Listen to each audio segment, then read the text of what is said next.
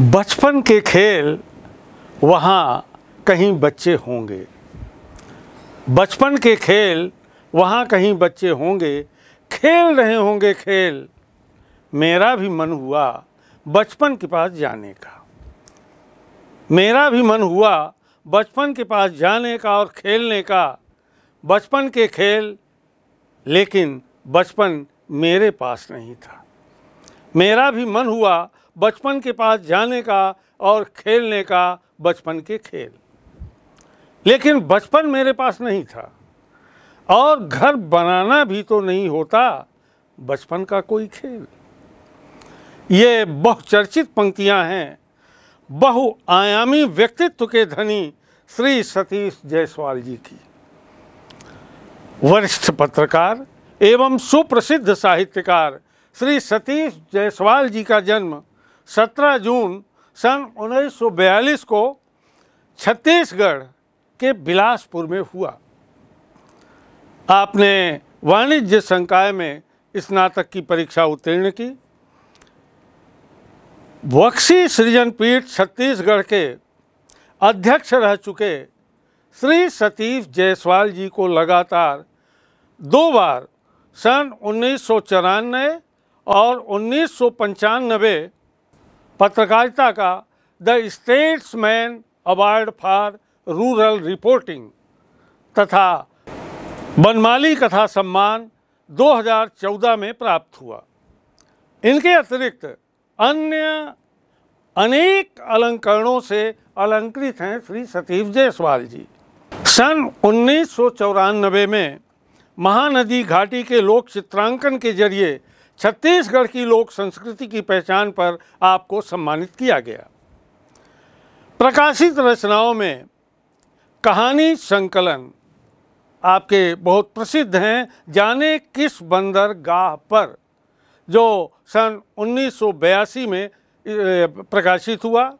धूप ताप 1990 में प्रकाशित हुआ और कहाँ से कहाँ सन 2000 में प्रकाशित हुआ और नदी नहा रही थी 2006 में प्रकाशित हुआ। तो 4 कथा संकलन श्री जायसवाल जी के प्रकाशित हैं, जिसे हिंदी संसार में पर्याप्त दुलार और आदर मिला है। बाल साहित्य में भले घर का लड़का 2003 में प्रकाशित हुआ। हाथियों का गुस्सा ये 2008 में प्रकाशित हुआ। इसी तरह से संस्मरण के क्षेत्र में भी जायसवाल जी ने ख्याति अर्जित की है। जैसे कील कांटे कमंद, ये आदिवासी अंचल के रचनात्मक संस्मरण है इसमें, जो 2014 में प्रकाशित हुआ। इसी प्रकार से मोनोग्राफ लेखन में भी आपको पर्याप्त ख्याति मिली है। जैसे मयाराम सुरजन की पत्रकारिता पर केंद्रित मोनोग्राफ 2009 में प्रकाशित हुआ। बहुत आदर के साथ उसे देखा गया, पढ़ा गया।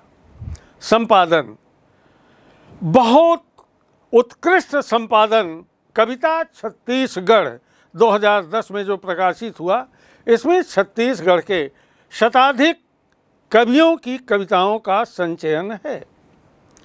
और संपादन के क्षेत्र में आपने छत्तीसगढ़ विधानसभा से प्रकाशित होने वाली विधायन, ये जो पत्रिका है, उसके आप कार्यकारी संपादक हैं। और कुछ ग्रंथ आपके प्रकाशनाधीन हैं, जैसे सूर्य का जलावतरण, ये पूर्वोत्तर राज्यों की यात्रा संस्मरण का है। सांस्कृतिक खोज, छत्तीसगढ़ और ओडिशा के सीमावर्ती महानदी तटीय ग्रामीण अंचलों में लोक शैली के ऐसे पारंपरिक भित्त चित्रों की खोज की जिनसे हमारी साझा कला संस्कृति का पता चलता है। श्री जायसवाल जी इन लोक चित्रों के जरिए महानदी के किनारे बसे ग्रामांचलों में छत्तीसगढ़ की लोक कला संस्कृति की खोज का कार्य विगत 3 दशकों से कर रहे हैं। सन 1980 के दशक में फिल्म सोसाइटी आंदोलन में भी आपने छत्तीसगढ़ का प्रतिनिधित्व किया। साहित्य लेखन, कला व संस्कृति की खोजपूर्ण जिज्ञासाओं तथा पत्रकारिता में 4.5 दशकों से अधिक समय से संलग्न श्री जायसवाल जी अभी भी सारस्वत साधना रत हैं। आपकी जो रचनाएं हैं, ज्ञानोदय कलकत्ता के जनवरी 1969 के अंक में आपकी प्रथम कहानी प्रकाशित हुई। उसी समय में दिनमान समाचार साप्ताहिक नई दिल्ली में प्रकाशित रिपोर्ट के साथ आपके पत्रकारिता का शुभारंभ होता है। फिर हिंदी दैनिक जनसत्ता, संवेद शिखर, हिंदी दैनिक नवभारत, हाईवे चैनल आदि पत्र पत्रिकाओं एवं धर्मयुग, सारिका, साप्ताहिक हिंदुस्तान, वागर्थ, नई कहानी, हंस, नया ज्ञानोदय, कथा देश, समकालीन भारतीय साहित्य में आपकी रचनाएं निरंतर प्रकाशित होती रहती हैं। सारस्वत साधना के क्षेत्र में श्री जायसवाल का योगदान बहुआयामी व्यक्तित्व और सार्थक लेखन के लिए जाना जाता है। वे नूतनता के पक्षधर हैं। उनका मानना है कि साहित्यकार मन से होता है, उसके भीतर भावनाएं, संवेदनाएं होनी चाहिए, नया दिखने की क्षमता होनी चाहिए, नया समझने की क्षमता होनी चाहिए। बच्चों, आपके पाठ्यक्रम में संकलित गृह प्रवेश कविता हमारे परिवेश में व्यक्ति के एकाकीपन को महसूस करने की संवेदना जगाती है और बताती है कि घर को एक गृहिणी सचमुच घर बना देती है। कविता के अंत में चिड़िया का वापस न जाने के लिए अंतःपुर में आ जाना घर को एक गृहिणी मिल जाने का प्रतीक है। यह रचना प्रतीकात्मक है। आइए हम गृह प्रवेश कविता का प्रथम अंश पढ़ते हैं। पहले लटकाई मैंने धान की वालियों वाली झालर। पहले लटकाई मैंने धान की वालियों वाली झालर, दरवाजे की चौखट पर फिर भेजा चिड़ियों को न्योता। गृह प्रवेश का विधिवत, फिर भेजा चिड़ियों को न्योता। गृह प्रवेश का विधिवत, चिड़ियों ने भी न्योते को मान दिया। आईं, दाना चुगा और लौट गईं। बाहर ही बाहर दरवाजे से, वैसे समारोह के बाद जैसे लौटते हैं आमंत्रित अतिथि सभी। कवि ने इस काव्यांश में एकाकी जीवन जीने वाले व्यक्ति के द्वारा अपने एकांत को, सन्नाटे को दूर करने का प्रयत्न करते हुए बताया है। कवि कहते हैं कि मैंने अपने दरवाजे की चौखट पर धान की बालियों वाली झालर लगाकर चिड़ियों को घर में प्रवेश के लिए आमंत्रित किया। चिड़ियाँ भी धान बालियों से आकर्षित होकर दाना चुगने के लिए आईं और दाना चुगकर वापस लौट गईं। कवि का मानना है, कवि का कहना है कि मात्र वही औपचारिकता थी जिसे किसी समारोह के आयोजन पर आमंत्रित मेहमान आते हैं और उसका आनंद उठाकर बाहर से ही विदाई ले लेते हैं। इस अंश में प्रतीकों के माध्यम से कवि ने आज लोगों में बढ़ते बाह्य आडंबर की ओर संकेत किया है कि आज इस भौतिकवादी समाज में मनुष्य अकेला रह गया है। लोगों के बीच की आत्मीयता अब धीरे धीरे समाप्त हो रही है। वे सारे मानव मूल्य, वे सामाजिक मूल्य, हमारी जो संस्कृति की विरासत के रूप में थे, वे सब धीरे धीरे समाप्त होने लगे हैं। इस अंश की भाषा सहज, सरल, प्रवाहमयी है। प्रतीक योजना प्रभावी है। अनुप्रास अलंकार, प्रसाद गुण परिलक्षित है और नई कविता मुक्त छंद, और यह कविता जो है बिंब प्रधान कविता है, इसमें माधुर्य गुण है। आइए पढ़ते हैं कविता का दूसरा अंश। छूट गया घर सूने का सूना, छूट गया घर सूने का सूना, पहले से भी वीराना, किसी रंग बिरंगे और उमंग भरे मेले से लौटने पर एक आदमी जैसे थका हारा और बिल्कुल अकेला। इस पद्यांश में भी कवि ने अकेले जीवन व्यतीत करते हुए व्यक्ति की पीड़ा का सजीव चित्रांकन किया है। कवि एकाकी जीवन जीते हुए उसने महसूस किया है कि एकाकीपन क्या होता है, उसकी पीड़ा क्या होती है। तो व्यक्ति की पीड़ा का वर्णन करते हुए कहते हैं कि जैसे किसी भीड़ भरे मेले से लौटते हुए व्यक्ति के मन में उसकी रंग बिरंगी स्मृतियाँ और एक उल्लास होता है, और जब वह लौट कर आता है तो स्वयं को थका हुआ वह अकेला पाता है। मेले से लौटने पर एक आदमी जैसे थका हारा बिल्कुल अकेला, ठीक वैसा ही उसे अपना घर और सूना लगने लगता है। घर का सन्नाटा उसे कचोटता है और अपने एकाकीपन की पीड़ा को और अधिक महसूस करने लगता है, अनुभव करने लगता है। इस काव्यांश में भी जीवन में अकेलेपन की पीड़ा का मार्मिक और सजीव चित्र है। भाषा सहज सरल सुबोध है। अब आइए पढ़ते हैं तीसरा अंश। तब लटकाया मैंने एक आईना भीतर, तब लटकाया मैंने एक आईना भीतर अंतःपुर की दीवार पर, आईने के कांच में झांका तो एक से दो हुआ। आईने के कांच में झांका तो एक से दो हुआ, संतोष हुआ। अपनी ही छाया ने समझाया सूनापन कुछ तो दूर हुआ। अपनी ही छाया ने समझाया सूनापन कुछ तो दूर हुआ। ऐसे ही नींद में सपनों का साथ जुड़ जाएगा, धीरे धीरे घर भी घर हो जाएगा।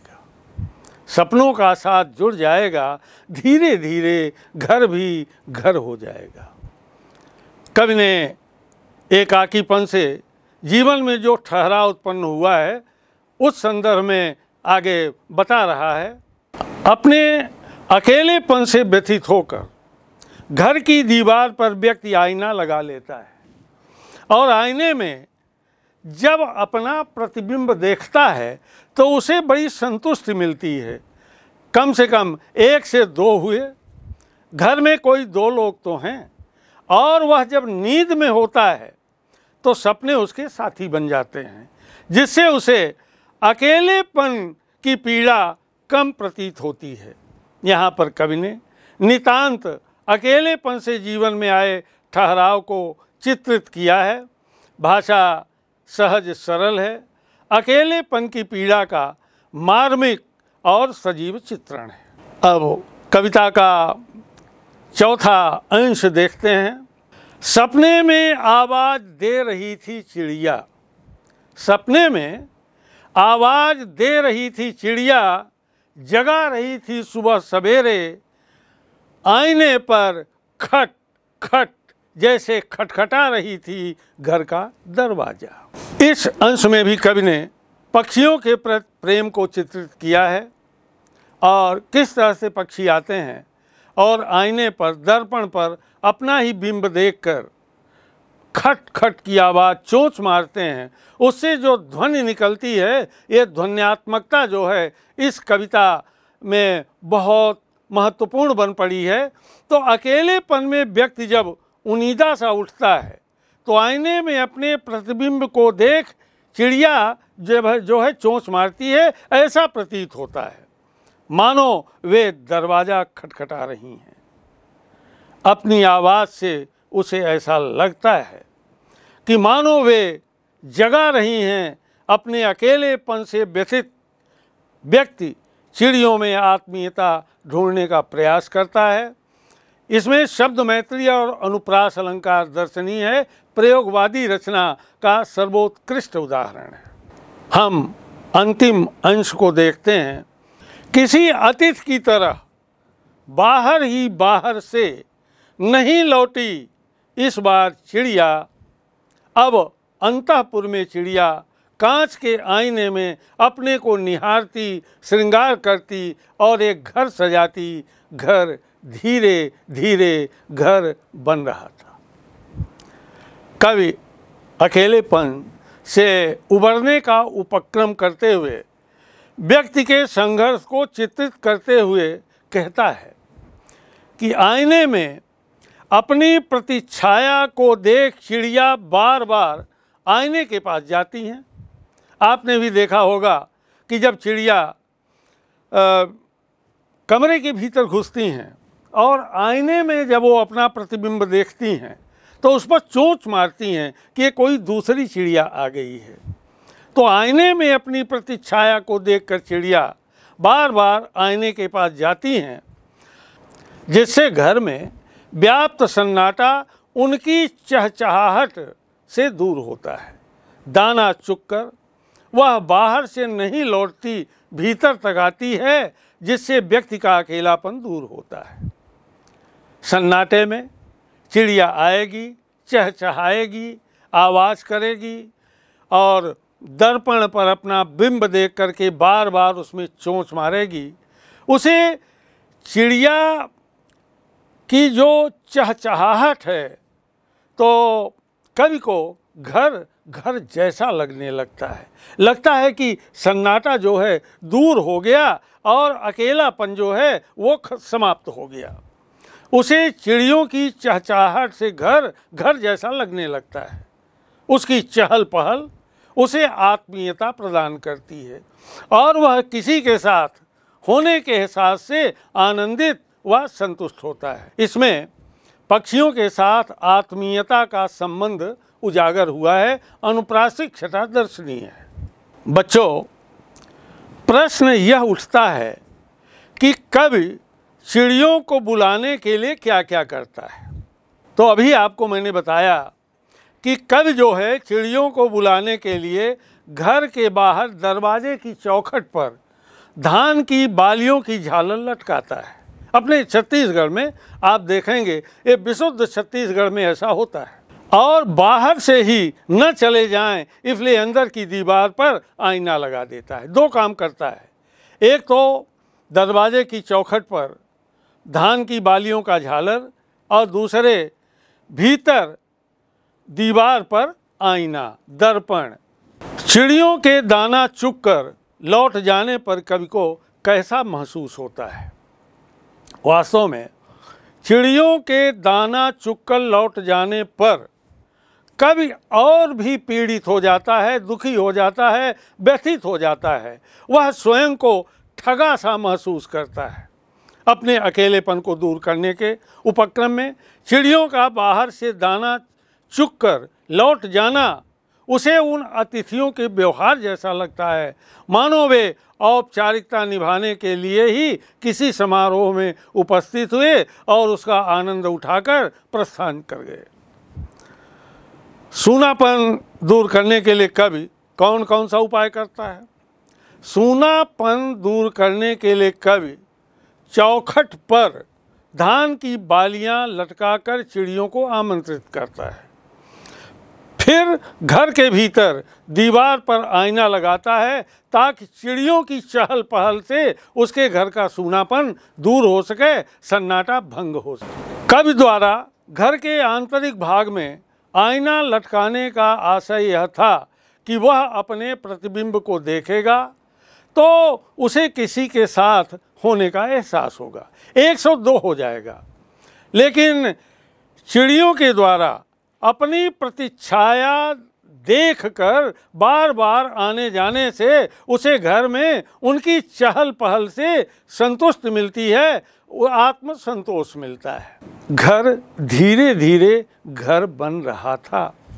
बहुत मार्मिक पंक्ति है। आखिर कवि ने घर धीरे धीरे घर बन रहा था ऐसा क्यों कहा। घर में चिड़ियों की चहल पहल, चहचहाना घर के सन्नाटे को कम करता है, जिससे कवि को अपने एकाकीपन की पीड़ा जो है वह कम प्रतीत होती है। पक्षियों का ही साथ पाकर अपनी पीड़ा से उबर कर उसमें जीवन के प्रति सकारात्मक विचार आते हैं। कविता में अतिथियों और चिड़ियों में क्या समानताएं बताई हैं कवि ने? कविता में अतिथियों और चिड़ियों में यह समानता बताई गई है कि दोनों आमंत्रित अतिथियों की भांति मात्र औपचारिकता पूरी करने के हेतु समाज में उपस्थित होते हैं, फिर लौट जाते हैं। गृह प्रवेश का आशय समाज में प्रचलित पारंपरिक गृह प्रवेश से है। इसमें नए घर में प्रवेश करने के पहले कलश वगैरह की स्थापना के साथ पूजा पाठ का विधान होता है, जिससे घर में रहने वाले लोगों का जीवन खुशहाल रहे। कविता में वर्णित गृह प्रवेश का दृश्य हमें कहीं गहरी तक मर्माहत करता है, क्योंकि व्यक्ति जब अपने अकेलेपन से घिरा होता है तो उदासीनता व अवसाद का शिकार होता है। जीवन के प्रति निराशा उसे और अधिक उदासीन बना देती है। इसीलिए वह चौखट पर धान की बालियों की झालर लगाकर तथा दीवार पर आईना लटकाकर अपने अकेलेपन से उत्पन्न पीड़ा को, उत्पन्न अवसादों से वह मुक्ति का मार्ग ढूंढता है। इसका यह संघर्ष अकेलेपन की व्यथा को व्यक्त करता है। यही इस कविता का प्रतिपाद्य है, संदेश है, उद्देश्य है। अपने आसपास अकेले रह रहे किसी बुजुर्ग महिला व पुरुष को देखकर आप कल्पना कीजिए उन्हें किस तरह की मुश्किलों का सामना अपने दैनिक जीवन में करना पड़ता है। सामाजिक रूप से एक संवेदनशील व्यक्ति के रूप में हमारी क्या भूमिका हो सकती है? आपने इस कविता को पढ़ा। एकाकीपन की पीड़ा कितनी भयंकर होती है उसे आपने महसूसा। अब आप कल्पना करिए कि कोई बुजुर्ग महिला या पुरुष एकाकी जीवन व्यतीत कर रहा है, तो उसके लिए यह एकाकी जीवन व्यतीत करना अत्यंत दुष्कर हो जाता है। मनुष्य एक सामाजिक प्राणी है, स्वभाव से ही उसमें सामुदायिकता का गुण पाया जाता है।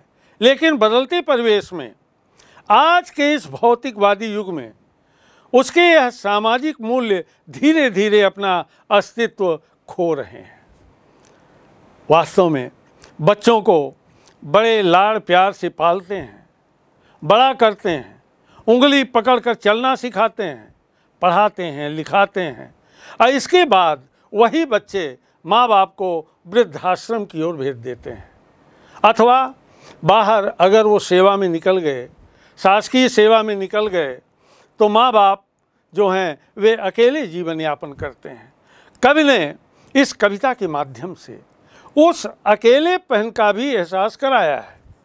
दैनिक जीवन की आवश्यकताओं की पूर्ति करना उनकी व्यवस्था है।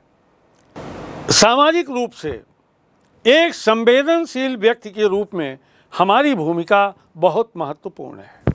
इसका जो शुभारंभ है हमें अपने घर से ही करना होगा। अपने मूल्यों और संस्कृति की ओर हमें वापस लौटना होगा, ताकि ऐसी स्थिति का निर्माण ही न हो। और यदि इन परिस्थितियों का सामना करना पड़े तो हमें ऐसी संस्थाओं की सहायता लेनी होगी जो निस्वार्थ भाव से समाज के ऐसे लोगों के साथ जो जुड़ सकें, सम्मानपूर्वक उनका ध्यान रख सकें, उनके आवास, स्वास्थ्य और अन्य आवश्यकताओं की पूर्ति कर सकें। सामाजिक कार्यों में उनका समायोजन इस तरह हो कि अपने आप को अकेला न समझें, चूँकि अकेलापन बहुत ही दुखदायी होता है, बहुत ही पीड़ादायक होता है।